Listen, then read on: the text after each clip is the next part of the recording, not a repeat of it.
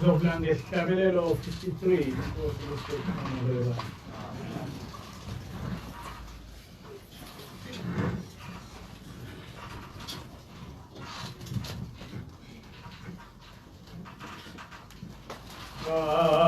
Misani lezi zindaba Agaziego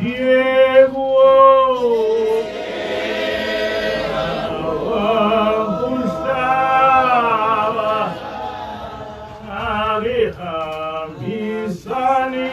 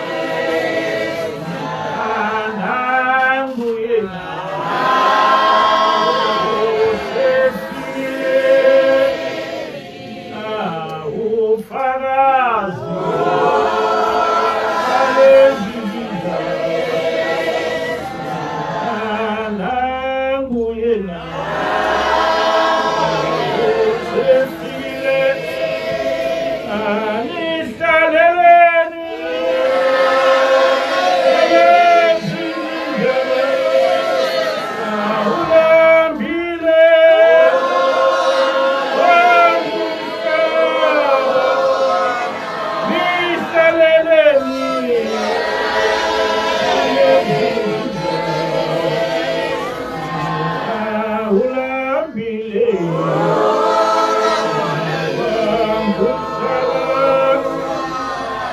anihlaleleni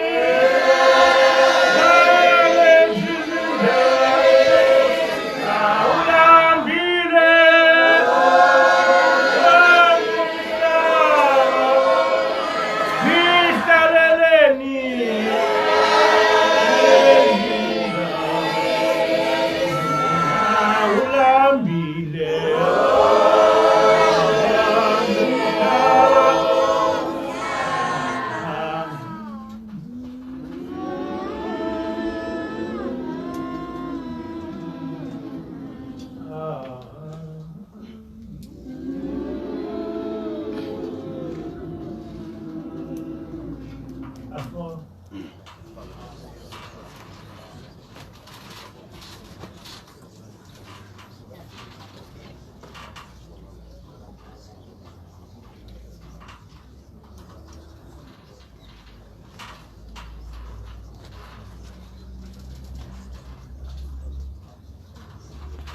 Amen.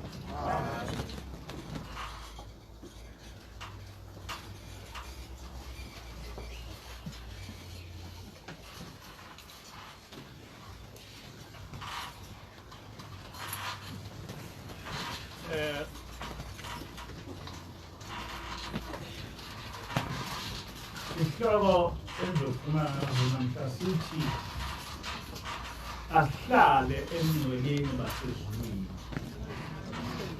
Asihlale ebungcweleni basezulwini. Ukuba umuntu uyakwazi ukuzenzela, ngabe le ndaba sezulwini iyachazeka kahle kubantu bonke.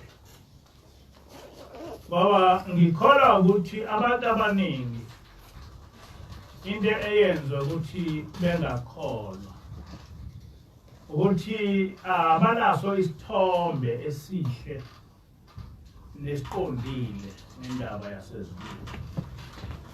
Mhlawumbe ukuba abantu banesithombe esiqondile ngento yasezulwini, ngabe bahlale beshawa uvalo, abashawa uvalo belangazelele ukuya ezulwini abakulangazelelayo lokho. Kodwa into eyenza ukuthi abantu bekhululeke bengacabangi lutho ngendaba yezulu kungenxa ukuthi abanaso isithombe esiphelele ngendaba sezulwini. Abanye bayaye bekholwe nje kodwa bengaqondi kahle. Kodwa ngicabanga ukuthi lokho kudalwa ukungahlakaniphi. Lokho kudalwa ukungahlakaniphi. Ukuhlakanipha kuningi. Ezinye ilimi ukuhlakanipha ziyazichaze ngendlela eyiningi. Kodwa la ngolimi lwesiZulu leli gama elithi ukuhlakanipha alinazo izindlela eziningi zokuchaza. Kukhona umehluko phakathi kokuhlakanipha uthi umuntu intelligent noma uthi umuntu wise. Ukuba intelligent ukuhlakanipha okukhulu. Kodwa manje kakhulu abantu very intelligent. Mhlawumbe ubizwe kuthiwa uyi-genius. Kodwa uma sekuqhamuka wisdom, you become a fool. Ungahlakanipha ngokwe-science, uhlakaniphe ngezinto zenza ngesandla, uhlakaniphe ngokukhuluma. You are intelligent, but you are not wise. That's why eBhayibhelini isikhathi esiningi uma kukhulunywa ngokuhlakanipha kuyangakhulunywa nge-intelligence kodwa kukhulume nge-wisdom. manje nawe abantu abaningi noma ngabe be intelligent kangakanani babe kweswele lokhu kuhlakanipha esikubiza kuthiwa i-wisdom. Bekweswele lokhu kuhlakanipha basezulwini. Ukuhlakanipha kokuqonda izinto abantu abaningi abangayiqondi. Ukuhlakanipha kokubona izinto ngokomoya. Abantu abaningi abanakho lokho kuhlakanipha. Ngike ngalalela i-advert ikhuluma nge-funeral plan. Uma ku-advertise i-funeral plan uthole ukuthi bayayichaza le ndaba ukuthi uyazi ukuthi kuzofika isikhathi lapha ozokufa khona. Njengoba uzokufa njena ukulungiselele kanjani lokho? Ulungiselele kanjani umngcwabo wakho ukuthi ube muhle? Ulungiselele kanjani ibhokisi lomngcwabo wakho? Ubalungiselele kanjani abantu abayofika emngcwabeni wakho? Ukulungiselela kanjani ukuthi uma usufile ingababikho imali eseceleni esetshenziswayo kodwa kusetshenziswe imali oyinikwa umshwarensi? Ngamanye amazwi una umshwarensi wokuthi wenze umngcwabo wakho ube mkhulu. And all the intelligent people have such insurance.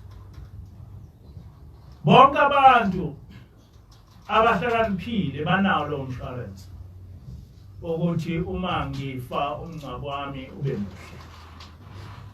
Uma ngifa ibhokisi lami libe muhle.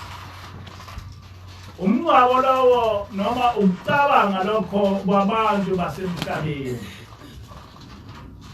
Ukucabanga kwabantu aba-intelligent.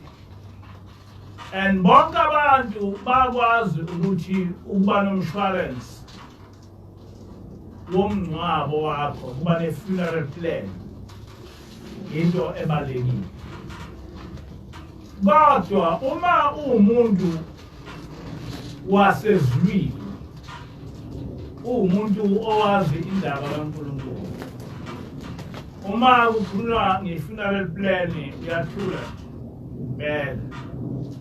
Kodwa bese uyibuza umbuzo wodwa ukuthi njengoba ngikhipha 200 rand ngenyanga ngilungiselela i-funeral plan yami, i-heavenly plan yami yona imi kanjani?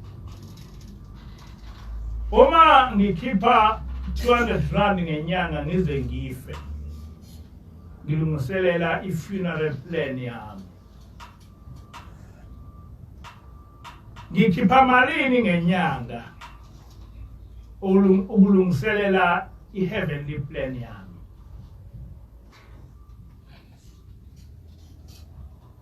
Kuphi ukuhlakanipha ongenza ukuthi ngibone ukuthi kubaluleke kangakanani ukuba ngibe ne-heavenly plan yami?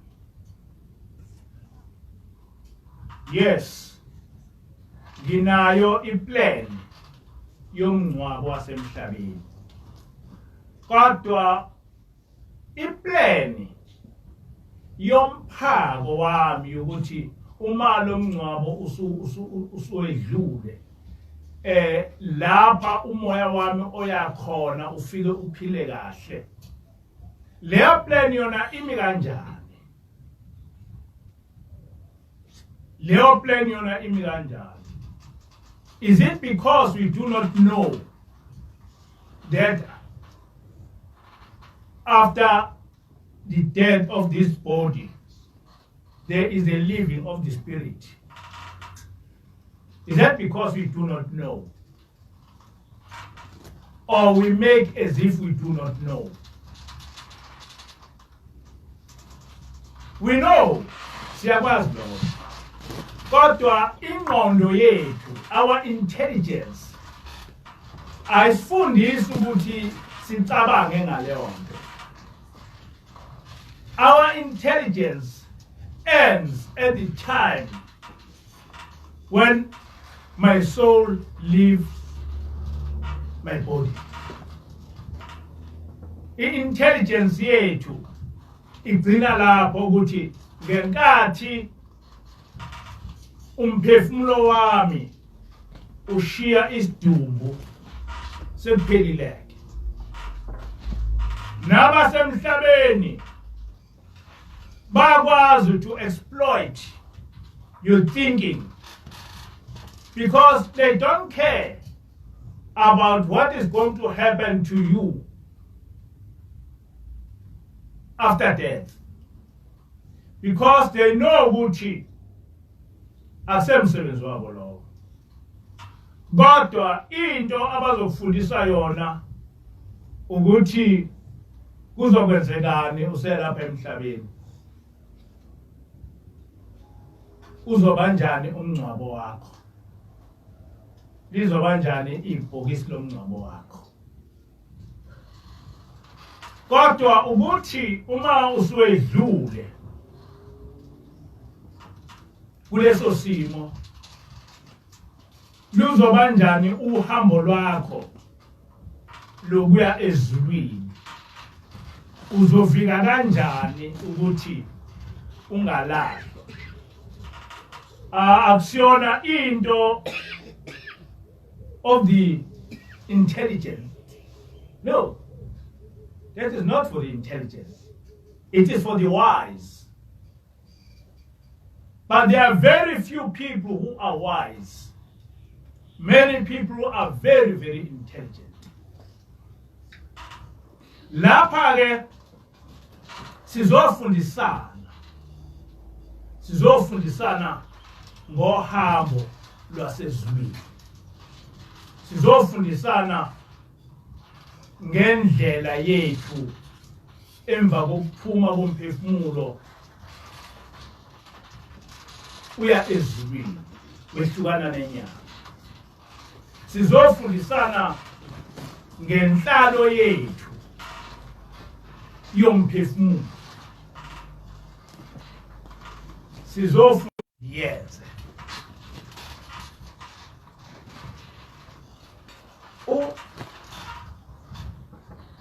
Ukuya ezulwini ake ngiqalela. Izulu laba khona kwaphakade nezidalwa zasezulwini zaba khona kwaphakade.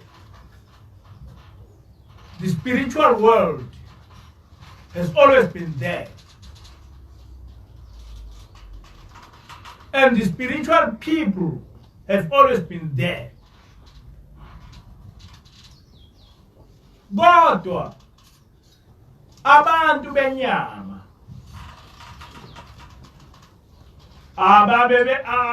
abakaze belokhu babakhona ezulwini. Kukhona isikhathi lapho abantu abakulomhlaba babethi mabefa bengayi ezulwini. Kukhona isikhathi lapho abantu bakulomhlaba ababethi mabefa bengayi ezulwini. Ngoba izulu indawo in the firmament enhle kakhulu ukuthi ingahlala umuntu oke waphila kulomhlaba.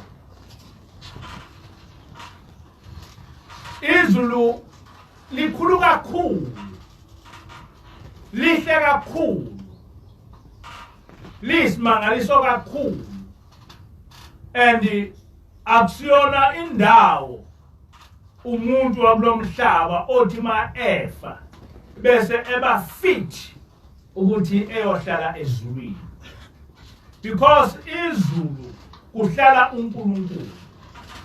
umbuso wezulu umbuso kaNkulunkulu. But in the firmament miningi imbuso esemkhathini wezulu. Thousands of them. Kodwa lembuso lena awukwazi ukuthi ungayiqhathanisa nombuso wasezulwini. Mhlawumbe uma kwakubakhona abantu beya ezulwini kwakungabantu abambalwa kakhulu njengoNoah, njengo-Abraham nabaprofeti abaningi, abantu ababethi uma uNkulunkulu efika kubo ethi ukuze ungene ezulwini noma ukuze wamukeleke kimi ziphathe kanje bese beziphatha kanjani. Bese ke imimoya yabo bethi mangabe yehlukana nesidumbu bese bekwazi ukuba bezulwini. Kodwa izulu akwakusiyona into okuhamba noma ubani othi mayekadela emhlabeni bese yakuwo, ngoba umuntu ola emhlabeni is not fit ukuthi ehambe ezulwini, ngoba ziningi kakhulu izinto ezingcolisa umuntu emzimbeni wakhe nangokwenza kwakhe ezimenza ukuthi engaba fit ukuthi aye ezulwini. Kodwa kwahamba uNkulunkulu wayese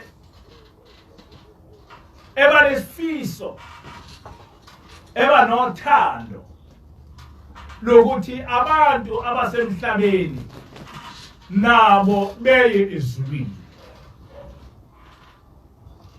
Wayesenza i-pilot project ngabantu bakwa-Israyeli ukuthi ake ngivumele abantu abasemhlabeni kuba bephile impilo ephilwa ngabantu basezulwini. Owakuqala uNkulunkulu wenza ukuthi abantu bakwa-Israyeli bebone ukuthi ukhona, ngoba wehla wakhuluma nomuntu, wakhuluma noMose, wahamba nabo, walwa elwa noFaro baze baphuma eGibhithe, bahamba naye uNkulunkulu. Babehamba nengilosi kaNkulunkulu ibabhekile behamba noNkulunkulu. Kodwa bathe mase besendleleni wayesebanikeza inkolo abazothi uma beyigcina bekwazi ukungena ezulwini. Wabanikeza inkolo abazothi uma beyigcina bese bekwazi ukungena ezulwini. Inhloso kaNkulunkulu yokuthi abantwana bakwa-Israyeli ebanikeze imithetho yonke owabanikeza yona kuhlanganisa nemithetho eyishumi kwakuwukuthi bephile impilo emhlabeni ezokwenza ukuthi bekwazi ukungena ezulwini.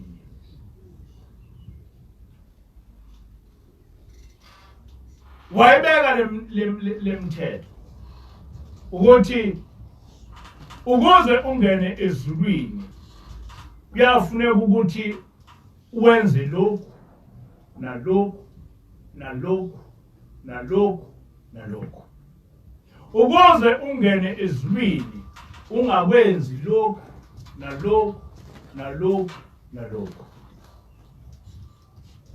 Baba khona abantwana bakwa-Israyeli abakwazi ukulandela lezo ziluleko noma lowo myalo kaNkulunkulu, kodwa iningi labo behluleka. Iningi labo lehluleka. Ikhona uJesu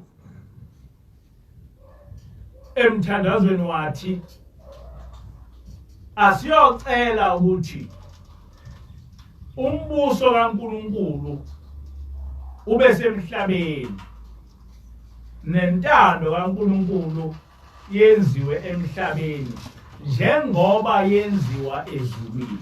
Ngamanye amazwi indlela yokuphila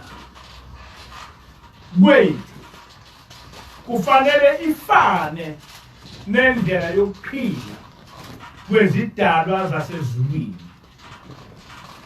Indlela yokuphila kwami ifane nendlela yokuphila kwengilosi. There must be no difference. And there's no difference. Ngoba uma la emhlabeni uphila impilo engafani nempilo ephilwa ngabantu basezulwini, uma umoya wakho ufa, umoya wakho uhlukana nenyama, lowo moya wakho uba kuleso simo ubuphila kuso kusenyameni. Uma nikhumbula kahle ngenkathi umprofeti ubaba mkhulu eqala kuba umprofeti wayeguqile ethandaza, uma eguqile wayesebona umoya wakhe usemoyeni. Kunabantu abafake izingubo ezimhlophe besemoyeni bengaphezulu kwakhe. Uthi umprofeti ngazama ukuthi ngibafice laba bantu ngoba babemile, kodwa uma ngithi ngiyahamba ngingafiki kubo. Uthi ngase ngibuza ukuthi kwenziwa yini ukuthi laba bantu abahle kanjeyana bemile, mina ngihamba, kodwa uma ngithi ngiyafika kubo ngingafinyeleli. Impendulo yalokho waphuma umbane wamkhombisa isidumbu sakhe esasiguqile. Uthi-ke ubaba mkhulu, uma ngisibheka lesi sidumbu ngathola sisibi, ngathola siphethuzela izimpethu, ngasithola siyo yonke into engcolile.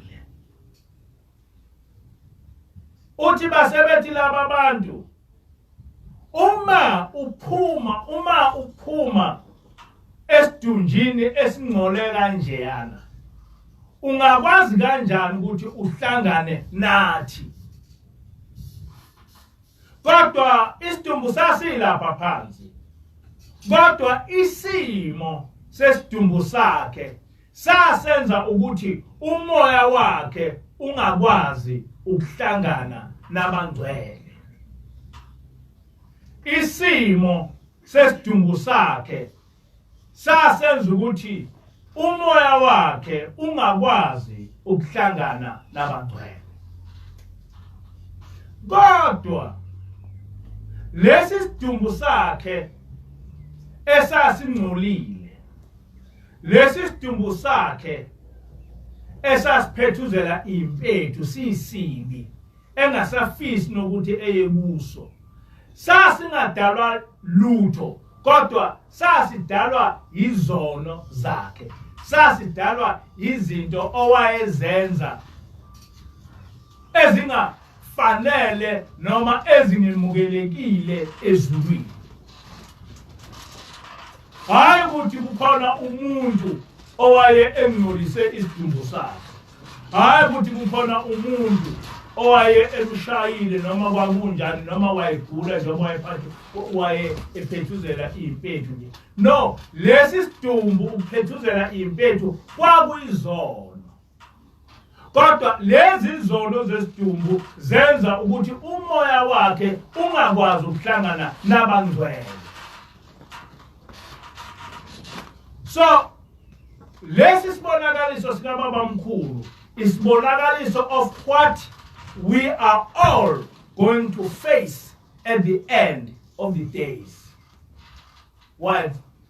Uma ngabe sephuma umphefumulo wethu sefanele ukuthi uyohlangana nabangcwele, lesi sidumbu sethu sisala siba nempethu, lesi sidumbu sethu sisala sibe sibi. Ngenkathi lesi sidumbu sisibi, umoya wakho, umphefumulo wakho ungakwazi ukuhlangana nabangcwele.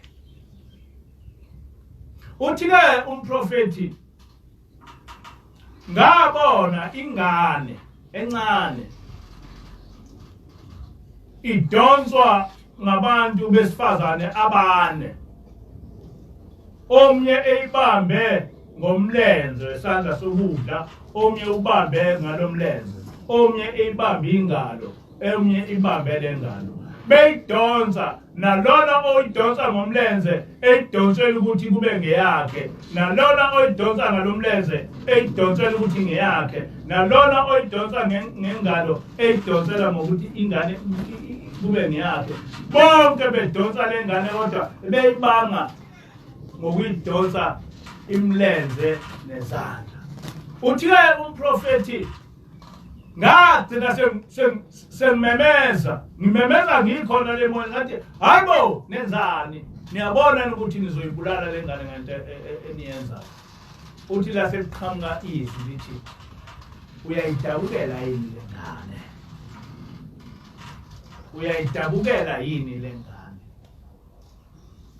Uthi umprofeti, ngavuma ngathi yebo.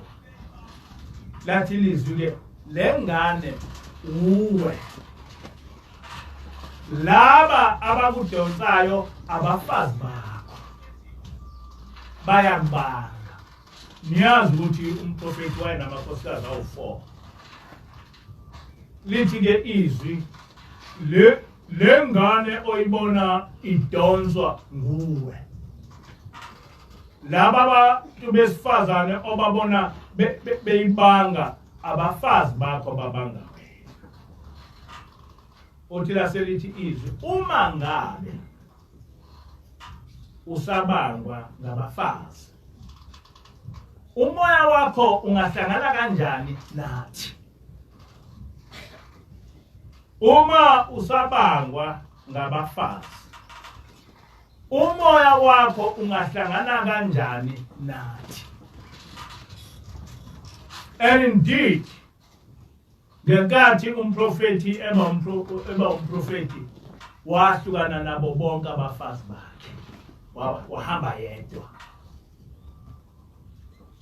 Ngoba lobu bungcwele, lobu kugezeka, kwakufuna ukuthi ebe umuntu ongazubangwa ngabafazi, ebe umuntu ongafanele ukuthi ehlale ecabanga indaba abantu besifazane. Lokho akusho ukuthi kufanele singagani. Kodwa uma usumuntu wasezulwini, indaba yokugana, nendaba yokuqonda, nendaba yokuthandwa iza ngemuva, ayikwazi ukubangisana noNkulunkulu. Ayibangisana. Ngakho-ke ngizama ukuba nginakhele isithombe sokuthi abantwana bakwa-Israyeli babe yi-pilot project yokuthi umuntu osemhlabeni engekwazi ukuphila impilo yasezulwini. That's what the pilot project. Kodwa ngenkathi uJesu esehamba emhlabeni, esevuka kwabafile, wayesethi, it is enough. The pilot project must stop. Sesibonile ukuthi kungenzeka ukuthi umuntu osemhlabeni aphile impilo yasezulwini. So ngaleyo ndlela-ke, leli vangeli lokuthi umuntu osemhlabeni akaphile impilo yasezulwini alishunyayelwe emhlabeni wonke. kube yilabo abakhethayo kube yilabo abangakhethi kodwa akube ivangeli elishunyayelwa wonke umhlaba. Zonke izizwe azivunyelwe ukuthi umuntu nomuntu kuye ngokuthi uyachuza yini noma akachuzi, kodwa umuntu nomuntu kuzo zonke izizwe uvunyelwe ukuthi uma ethanda ukuthi umoya wakhe uma usudlula lapha uye ezulwini uyokwenza lokhu nalokhu nalokhu nalokhu, as it has been done in the pilot project. Sonke-ke sasesingena, sonke-ke sasesinikezwa ilungelo lokuthi sikwazi ukuthi siphile impilo esizothi masiyiphilile bese siya ezulwini. Ukuya ezulwini noma ukuphila impilo yasezulwini akusiyona into automatic. Ukuya ezulwini akusiyona into eyenzeka nje noma kanjani. Wena ngenhliziyo yakho oyaye ube nesifiso sokuthi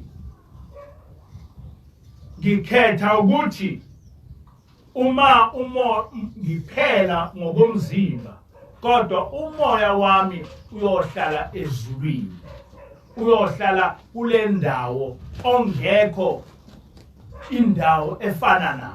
Ngiyakhetha lokho. Wena ozethula kuNkulunkulu ngenkathi usukhethile lokho, uyaye bese uphakamisa isandla uthi ngiyayikhetha inkosi yasephakameni. Inkosi yasephakameni akusiyena uShembe, kodwa inkosi yasephakameni uJehova. Yasichazela kanjani inkosi? Yathi inkosi yasephakameni akusiyena uShembe, kodwa inkosi yasephakameni uJehova. uShembe uyisisebenzi sikaJehova. Uma usuthenga ngiyayikhetha inkosi yasephakameni bese uyobhajadisa. Ngenkathi ubhajadiswa unikezwa ingilosi yakho. Le ngilosi yakho ingilosi yokukholwa. Ingilosi yakho umNazaretha akubobonke abantu abanengilosi le ukhuluma ngayo. Le ngilosi yokukholwa. Le ngilosi ngenkathi uphuma emanzini uphuma nayo. Ukukholwa utripartite. Kwesikwele kathathu. Kunezinto okufanele zenzeke zonke ngesikhathi esisodwa kuwe. Ukukholwa kunezinto ezintathu okumele kuba zenzeke kuwe noma uzenze wena kuNkulunkulu ngesikhathi esisodwa. Uma uke wakuyeka okunye awufithi ukuthi ungene ezulwini. Uma kulezi zinto ezintathu kuke kwaba khona ongakwenzi awufithi ukuthi ungene ezulwini. Okokuqala, uma usukholwa ufanele ufunde ukuthandaza. Ukuthandaza ikhona okuyindlela yokuzethula kwabasezulwini. It is the only way of communicating with the heavenly. Prayer is the only way of communicating with the heavenly. Uma ungathandazi awukwazi ukwaziwa ezulwini. Uma ungathandazi awukwazi ukwaziwa. Ngivame ukukhuluma indaba ukuthi umthetho umanje umthetho wayela embumbulu engumshushisi khona nami ngasebenza la embumbulu kwakuneziphi zembango zabantu ababephatha imithi eyisimangaliso. Wathi uyangena umthetho enkantolo wawaphansi. Bahleka kakhulu laba bantu babeziboshwa. Wayesethathwa ehanjiswa kubaba ilanga. Wafike kwabikwa ukuthi uthena ethi uyangena enkantolo wawa. Wayese ubaba emenzela amafutha. Wayese esuke hamba. Kodwa uthe yosithela wayesethi ubaba uplo mfana kadela. Bathi baba usehambile wathi mbizeni ezela. Wayesebizwa umthetho. Wayesefike eguqa. Wathi ubaba ubani owakufundisa noma owakuthela ukuthi ubohamba uye emsebenzini ungathandazanga? Ubani umuntu owakutshela ukuthi uboya emsebenzini ungathandazanga? Uthi ke ubaba uyazini ukuthi uma ungathandazi awaziwe ezulwini. Uma ungathandazi ufana njena nekati nje, ufana njena nenkomo, ufana noma isiphi isilwane esifa ngesikhathi esifa ngaso, siphile ngesikhathi esiphila ngaso. Kodwa uma ungathandazi awaziwa ezulwini. Makhulu amazwi athi uma ungathandazi awaziwa ezulwini. Uma ungathandazi ayikho ingilosi ehamba nawe. Ngaleyo ndlela sahlala nomthethwa embumbulu. Ngaleso sikhathi mina ngangumshushisi yena eyimanje. Ngaso sonke isikhathi sasekusithi mase siya emsebenzini bese sihlangana bese sithandaza. Entshela umthetho lento ngoba ayizange yasuka kuye. Ethi ubaba wakhuluma kanje. Ngangisuke ngitshelwa ukuthi ubaba wakhuluma kanje. Noma ngabe kanjani noma ngabe kuthiwa sekulate kodwa kwakungenzeki ukuthi uma silokhuza siphuma siya emsebenzini singathandazi. Ngoba wathi ubaba uma ungathandazi awaziwa ezulwini. Uma ungaziwa ezulwini kusho ukuthi ayikho ingilosi ohamba nayo. Nakimi kwake kwenzeka lokho kodwa angizokuxoxa kwami ngoba indaba inde. Kodwa ngixoxa lokhu kamthetho ukuthi noma ungathi ukholiwe kodwa uma ungathandazi awukholi awaziwa ezulwini. Ezulwini waziwa ngokuthandaza.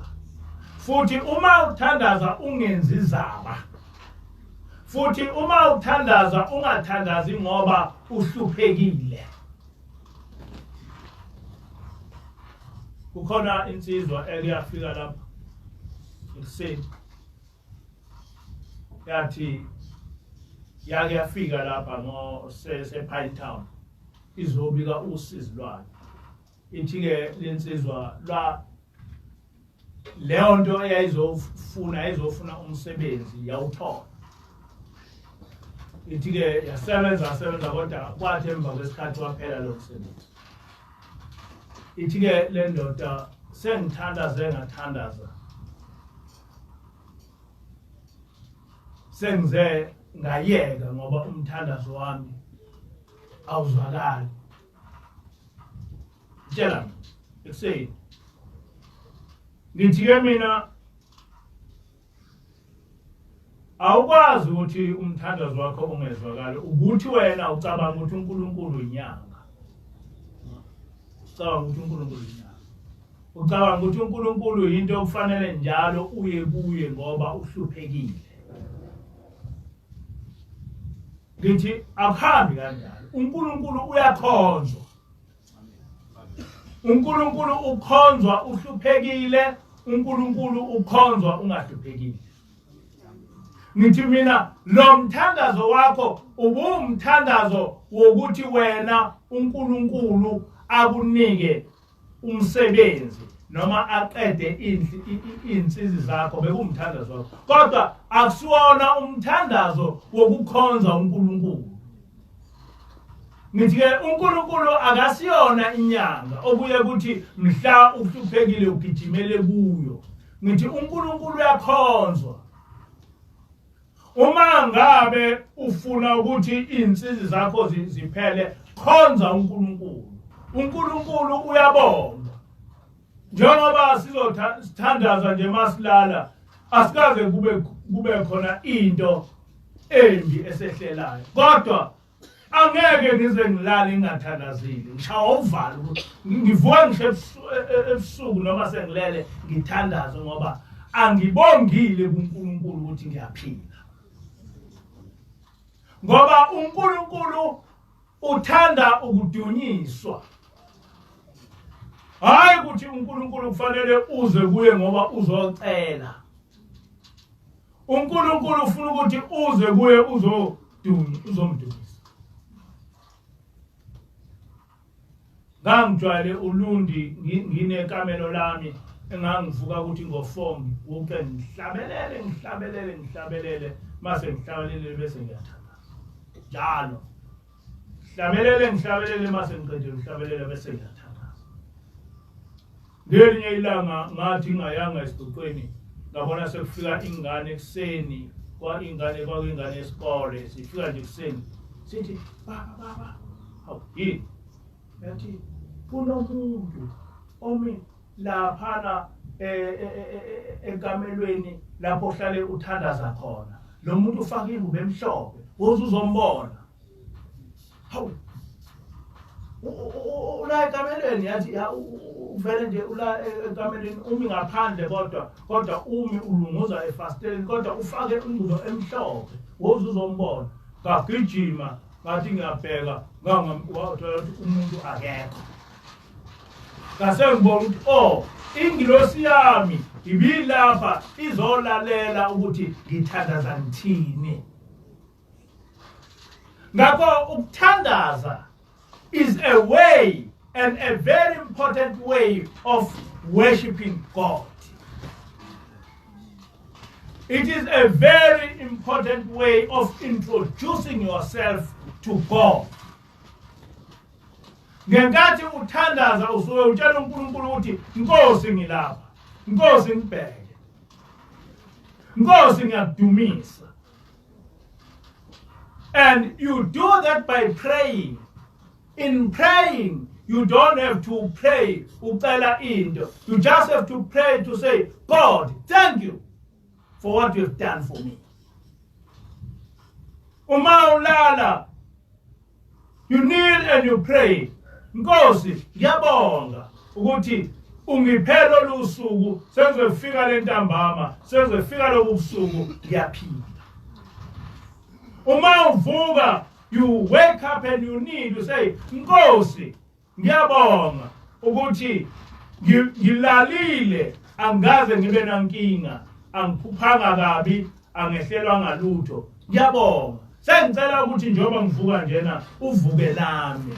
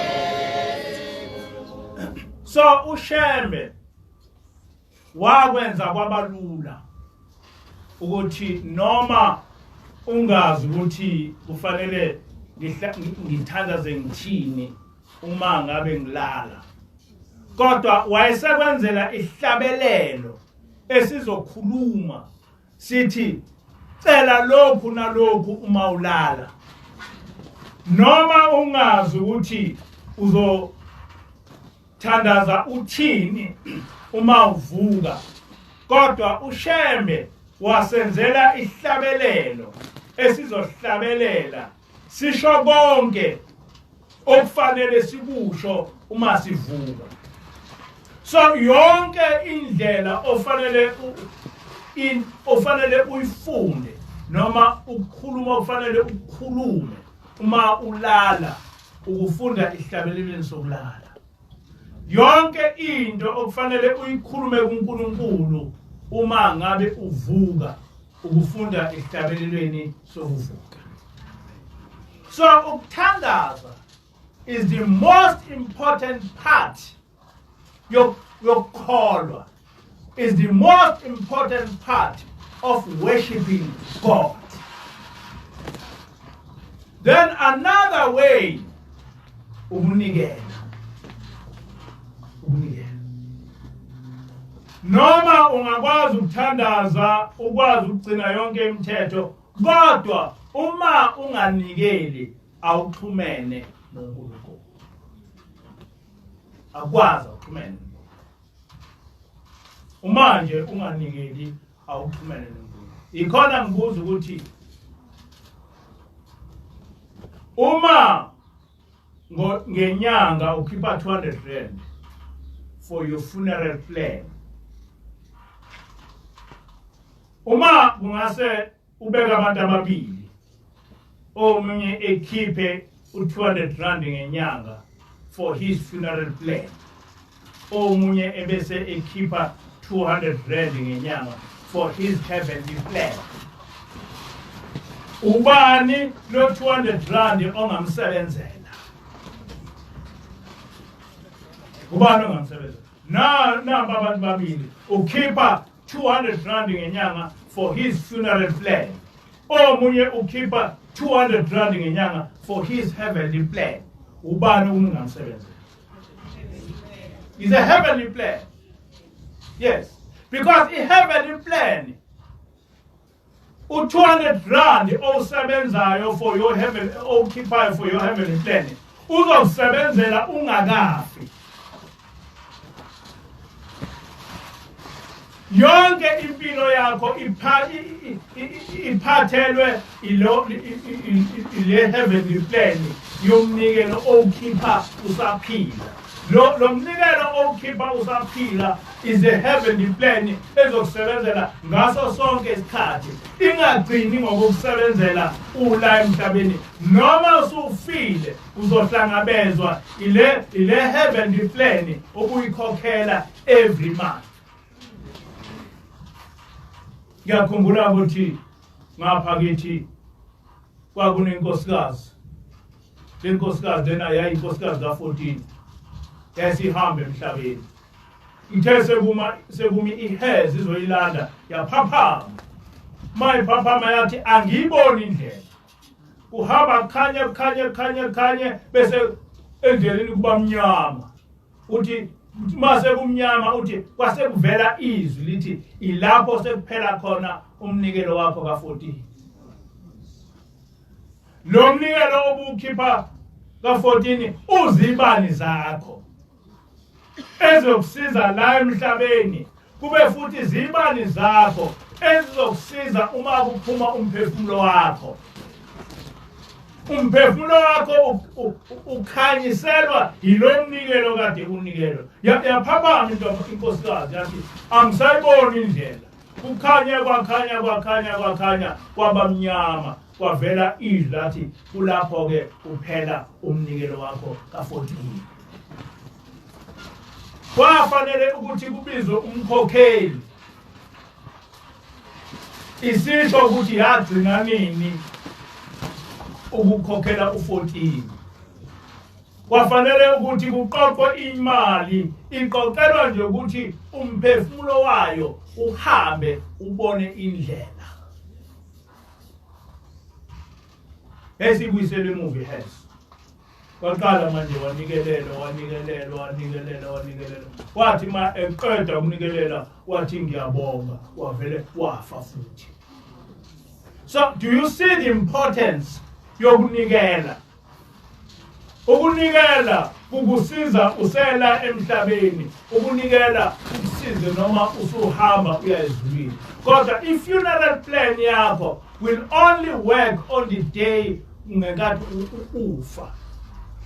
Futhi angeke isize ngisho ingane zakho afterwards. Imelele nje i-funeral plan. You are paying 200 rand for your funeral plan. Where is the 200 rand for your heavenly plan? Where is the 200 rand for lo muntu ohamba naye lengilosi ohamba nayo ifuna ukondliwa nayo, ifuna ukunikelelwa nayo ukuze ikhuthaliswa umnikelo wakho. Uguqe phambi kwaNkulunkulu uthi Nkosi nginikelela ingilosi yami ukuthi ingibheke. Noma ngabe ngivelelwa yini ingilosi yami ingibheke. So without umnikelo noma ungathandaza awaziwa ezulwini. Akho nto enhle ongayenzelwa ezulwini uma unganikeli. Okwesithathu, noma ungathandaza unikele kodwa uma ungakholwa konke lokho akusho lutho. Ngaso sonke isikhathi fanele uthi Nkosi ngicela ukuthi umlomo wami ukhulume lokho okuthandwa wuwe. Umlomo wami ungakukhulumi ozothi ma ungibona wena Nkosi ngikhuluma bese uyadumala. Nkosi amehlo ami ngicela ukuthi abuke izinto ezithandwa nguwe. Ngingayibuki into engithi mangiyibuka bese wena Nkosi uyadumala. Nkosi izindlebe zami azilalele into ethandwa nguwe. Ngingayilaleli into ozothi ma ungibona ngiyilalela bese uyadumala. Nkosi izandla zami mazisebenze ziphathe into ethandwa nguwe. Izandla zami azingayiphathi into engizothi mangiyiphethe ungibona ngiyiphethe bese uyadumala. Nkosi izinyawo zami azihambele endaweni ethandwa nguwe. Azingasebenzi ukuhamba zihambele endaweni ozothi ma ungifica kuyo bese uyadumala. So by so doing, by so thinking, you are able to know ukuthi konke yipi into namhlanje na engiyibukile uNkulunkulu ongayithandanga. Yipi into namhlanje na engiyilalelile uNkulunkulu ongayithandanga. Yipi namhlanje na into engiyiphathile uNkulunkulu wangayithanda. Yipi into engihambele kuyo engafanele uNkulunkulu wangayithanda. So day by day you are able to know ukuthi khona lapho engone khona ngesandla sami. Khona lapho engone khona ngolimi lwami. Khona lapho engone khona ngamehlo ami. Khona lapho engone khona ngendlebe. Even umzimba wakho. Uma uyinsizwa, be proud of your umzimba wakho. awukwazi ukuthi uyinsizwa yasezulwini uhambe ubhadalala njena ulala nabantu besifazane ngoba wona umzimba wakho. You have to be proud of umzimba wakho ukuthi umzimba ongcwele lo, umzimba wensizwa yasezulwini lo mzimba lona awukwazi ukungcoliswa umuntu wesifazane noma kanjani. The same thing applies with abantu besifazane, whether uyinkosazana noma uyinkosikazi. You are proud of umzimba wakho. Umzimba wami lona, umzimba wasezulwini lona.